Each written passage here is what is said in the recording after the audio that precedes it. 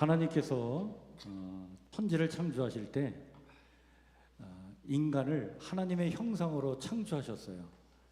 그리고는 에덴 동산에 살게 하셨어요. 에덴 동산에 살게 하신 하나님은 인간에게 5가지 복을 주셨습니다. 그 5가지 복이 성경 창세기에 보면 이렇게 말씀해 주고 있습니다.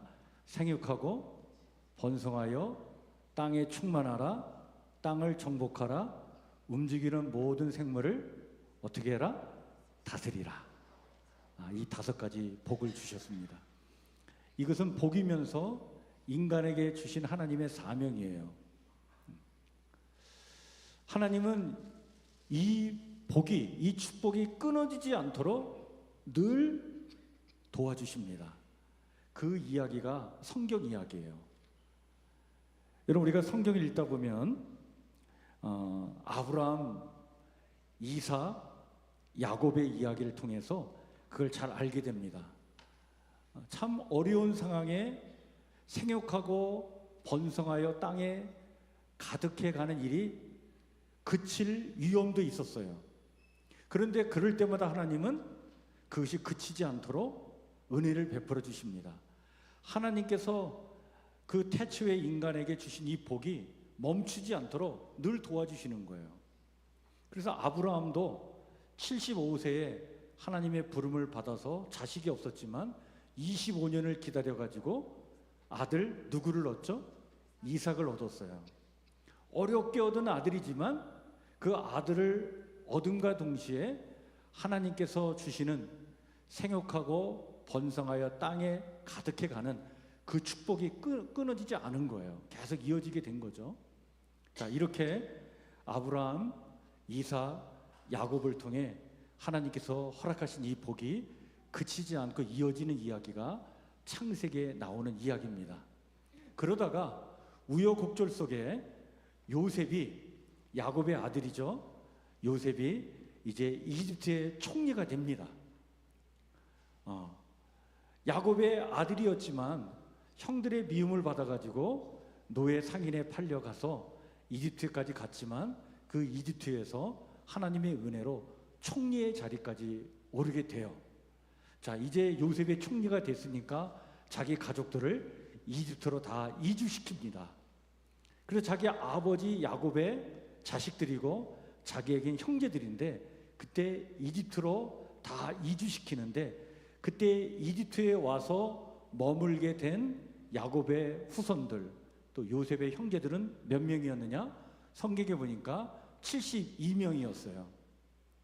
이 72명이 이제 이집트에 내려와서 거주하여 머물러 이제 살게 된 거예요. 근데 이 72명이 나중에 어느 정도로 인구가 불어나냐면 하나님께서 계속 생육하고 번성하여 땅에 충만하라라고 하는 이 복을 부어주셔서 400년 후에 이 이스라엘 사람들이 이집트에서 탈출할 때 그때 인구를 헤아려 보니까 그때 얼마나 되었느냐? 72명의 사람은 계속해서 생육하고 불어나 번성해서 매우 강하여 온 땅에 가득하게 되더니 결국에 몇 명이 되었느냐? 60만 3,550명이 되어버렸어요. 400년의 시간이 흐른 뒤에 72명이 60만 명이나 되는 그런 인구로 불어나게 된 거예요. 여기에 사실은 이 숫자에 성경에는 여자가 들어가진 않은데 남자들만 센 거거든요. 근데 여자까지 아이들까지 다 세면 한 200만 명 정도 됐을 것이다, 이렇게 이야기하기도 합니다. 이렇게 72명이 400년의 시간이 지난 후에 60만 명이 넘는 인구로 번창하게 된 거예요. 이것은 하나님께서 에덴 동산을 지으시고 태초의 인간에게 주신 복이 이게 계속 지속적으로 끊어지지 않고 어떻게 이어져 가고 있다라고 하는 거예요. 자, 그런데 출애굽기 1장 2장에 보면 이 72명의 사람에서 60만 3,550명으로 하나님의 축복이 이렇게 실현되는 과정에서 가장 큰 위협이 있었어요. 이 하나님의 축복이 실현되지 못하도록 그것을 막고 방해하는 가장 큰 위협이 하나 생겼어요. 그 위협이 뭐냐면 바로 이집트에 요셉을 알지 못하는 왕이 나타난 거예요. 요셉을 알지 못하는 왕이 나타나서 어떤 생각을 갖게 됐냐면, 야, 하나님의 백성을 이대로 놔두면 우리가 나중에 큰일 나겠다. 이들의 인구가 더 이상 증가하지 못하도록 막아야 되겠다. 그래서 그런 큰 위협을 느껴가지고 어떤 생각을 갖게 됐냐면 은밀하게 일을 꾸몄어요. 어떤 일을 꾸몄느냐? 당시에 국고성 비돔과 라암셋이라고 하는 큰 성을 지으면서 이 성에 노예들로 이 히브리 사람들, 이스라엘 사람들, 하나님의 백성을 데려다가 노예로 부려먹었어요. 그래서 엄청난 무거운 짐을 지어줬어요. 너무 괴로웠습니다. 너무 고통을 당한 거예요.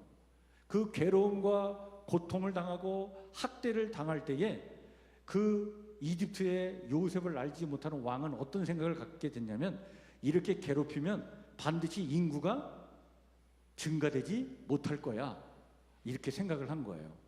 그런데 놀라운 역사가 나타났어요. 뭐냐면 이렇게 괴롭히고 학대를 당하면 당할수록 그 숫자는 어떻게 됐다? 더 번성해 가게 된 거예요.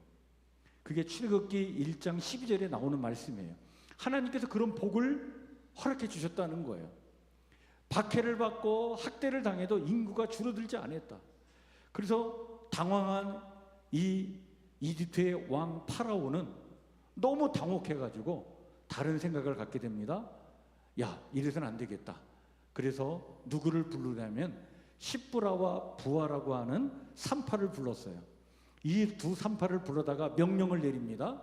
너희는 앞으로 시브리 여인들이 해산할 때 가서 해산을 도와주다가 여자 아이를 해산하면 살려두고 남자 아이가 태어나면 어떻게 하라? 죽여라. 이런 명령을 내립니다. 아주 끔찍한 명령을 내린 거예요. 그래서 이 이집트의 왕 파라오가 십브라와 부하라고 하는 산파를 불러다가 모종의 이 묘략을 세운 거예요. 명령을 내립니다. 이스라엘의 아들들은 반드시 죽여야 된다. 왜? 죽이지 않으면 인구가 계속 늘어나니까. 자, 그랬는데 이 십브라와 부하라고 하는 이 산파가 이집트의 왕 파라오보다 더 누구를 두려워했냐면, 누구를 두려워했어요? 하나님을 더 두려워했어요. 야, 이러다가 하나님 앞에 큰 벌을 받을 거야. 그래서 왕의 명령을 듣기보다는 하나님의 명령을 따르기로 했어요. 그래서 이 땅에 태어난 그 귀한 생명, 그 어린 생명을 죽일 수 없다. 이건 하나님의 뜻이 아니다. 그래가지고 아이들을 죽이지 않았어요. 다 살려줬어요. 대신 왕 앞에 가가지고는 아주 지혜롭게 거짓말을 했어요. 뭐라고? 시브리 여인은 이집트 여인과 달라요. 얼마나 건강한지 우리 산파들이 가서 그 애를 낳는데 해산을 도우려고 가기도 전에 시브리 여인들은 우리가 도착하기도 전에 어떻게 했다? 자식을 낳았어요. 애를 낳은 거예요. 우리의 도움 없이도 얼마나 애를 잘 낳는지 몰라요. 이렇게 지혜롭게 거짓말을 해가지고 위기를 모면하게 된 거예요. 그래서 이 어린아이들을 죽임으로 말미암아 하나님의 축복이 임하지 못하도록 방해하려고 했던 이집트의 왕 파라오의 계략이 이게 수포로 돌아가게 된 거예요. 자, 이렇게 되자 이집트의 왕 파라오가 화가 났어요. 야, 이제는 내가 이거를 산파들만 불러다가 몰래 이렇게 할 게 아니라 그냥 나라 전체에다 명령을 내려야 되겠다. 그래서 나라 전체에 명령을 내렸어요. 어떻게? 자, 아들이 태어나거든 너희는 그를 어디에다 던지라? 날강에 던지고, 딸이거든 어떻게 하라? 살려둬라. 이런 명령을 아주 공개적으로 발표를 한 거예요. 자, 이제는 내가 전면적으로 노골적으로 내가 이제는 이 이스라엘 백성, 하나님의 백성, 이 히브리 민족을 내가 박해를 할 텐데 앞으로 이 민족이 자식을 낳을 때 딸은 살려주지만 아들은 다 데려다가 어디다 갖다 던지라는 거예요. 나일강에 던져버려라. 이 명령을 어기면 안 된다. 아주 노골적으로 이 이집트 왕 파로가 화가 나서 이제 아주 전면적으로 하나님의 축복을 방해하려고 전면에 나서게 된 거예요. 자, 이런 와중에 오늘 벌어진 일이 우리가 읽은 출애굽기 2장 1절부터 10절의 말씀이에요. 근데 이런 파라오 왕의 명령이 내렸는데도 불구하고 아주 용기 있는 한 가족이 보여준 믿음의 이야기가 오늘 출애굽기 2장의 이야기예요.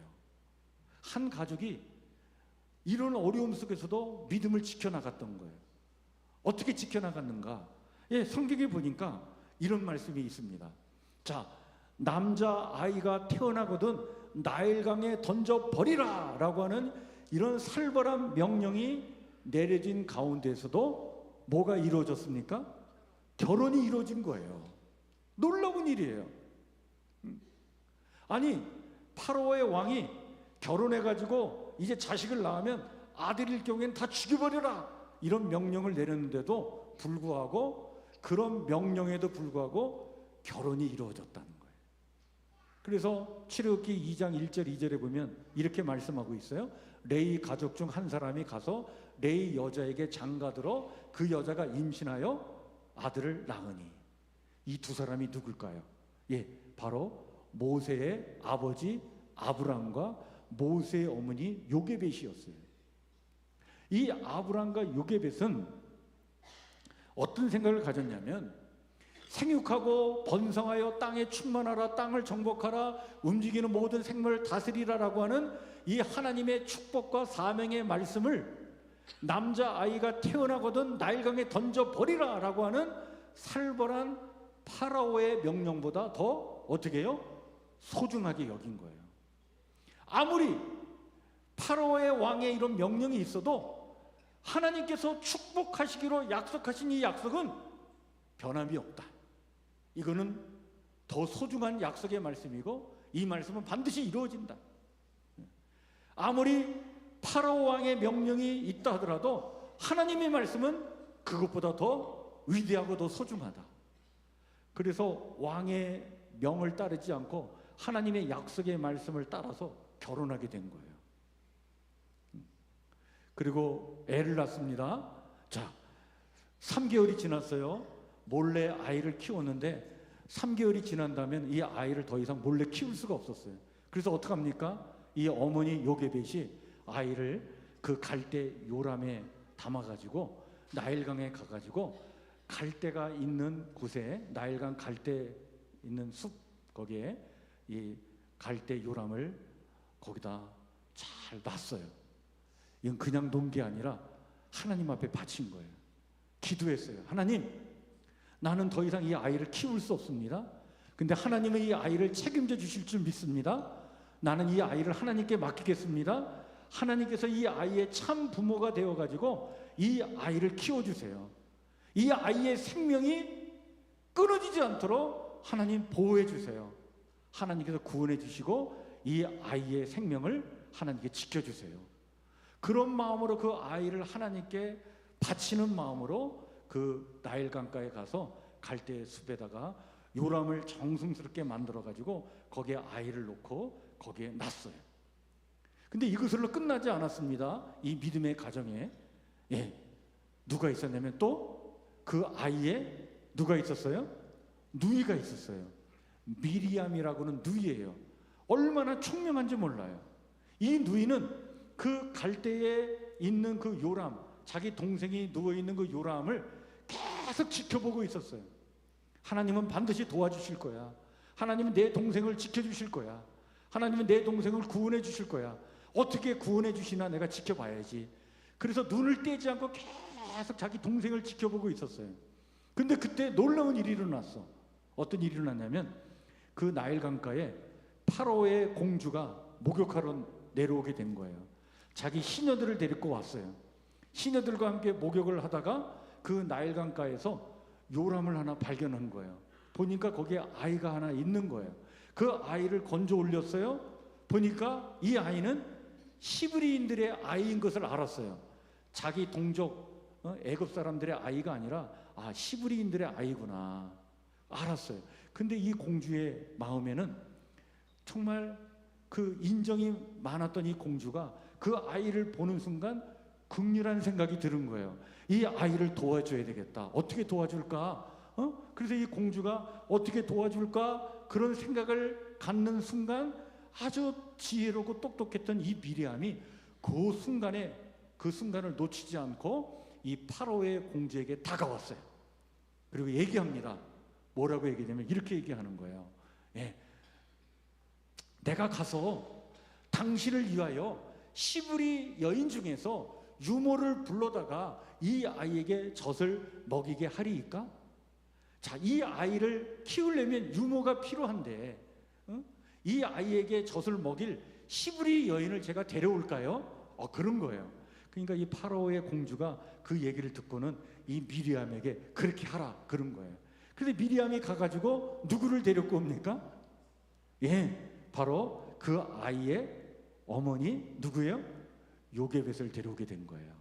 그래서 요게벳이 와가지고는 그 아이의 유모가 됩니다.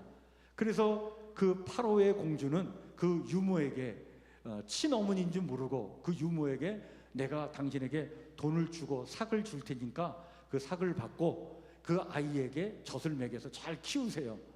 그리고 어느 정도 키운 다음에 내게 데리고 오시면 내가 나의 아들로 삼겠습니다. 그래가지고 이 요게벳이 그 아이를 젖을 먹여 키워서 살리게 됐고 아이는 자라서 결국에는 이 이집트의 왕궁으로 들어가서 그 공주의 왕자가 됐는데 그 공주가 그 아이의 이름을 뭐라고 지어줬다? 모세라 지어줬다. 그 모세의 뜻이 뭐라고요? 물에서 건져냈다. 그런 뜻으로 모세라 지어줬다. 오늘 우리가 읽은 성경 이야기예요.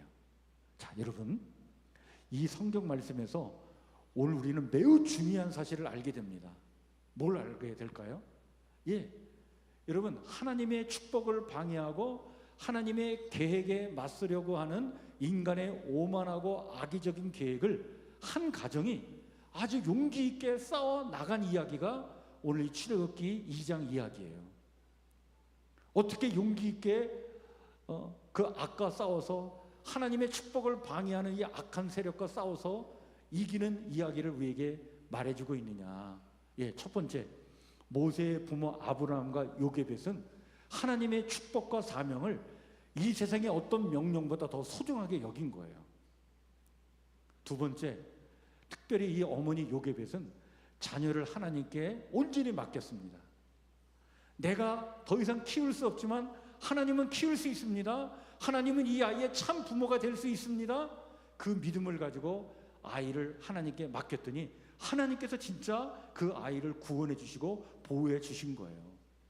세 번째는 모세의 누이 미리암이 참 지혜롭게 인간으로서 최선을 다해서 포기하지 않고 하나님의 도우심을 기다리면서 기회를 엿보다가 절호의 기회에 지혜롭게 나서서 인정이 넘치는 공주에게 자기 어머니를 소개해 줌으로써 동생의 생명을 구원해 냈던 거예요. 자, 여러분, 오늘 여기서 우리는 세 가지 믿음을 발견하게 되는데, 하나님의 축복의 말씀을 더 소중하게 여겼던 믿음, 하나님께서 내 자녀의 참 부모가 되어주실 것을 믿었던 믿음, 세 번째는 하나님의 도우심이 있을 것을 믿고 포기하지 않고 기회를 엿보았던 지혜와 용기 있는 이 믿음으로 하나님은 하나님의 축복을 방해하는 그 악을 물리치고 72명의 사람에서 몇 명으로? 60만 3,550명으로 하나님의 축복이 이렇게 실현되는 과정 속에 있었던 가장 최고의 시련을 이겨내게 하신 거예요. 그 시련을 이겨내고 하나님의 축복이 이렇게 실현되도록 도와주셨다. 우리 사랑하는 성도 여러분, 하나님은 오늘도 우리의 가정에 또 우리 가정의 자녀들에게 하늘의 복을 주실 줄 믿습니다. 하나님은 복 주시기를 원하시는 하나님이에요. 하나님은 언제나 우리에게 축복해 주십니다.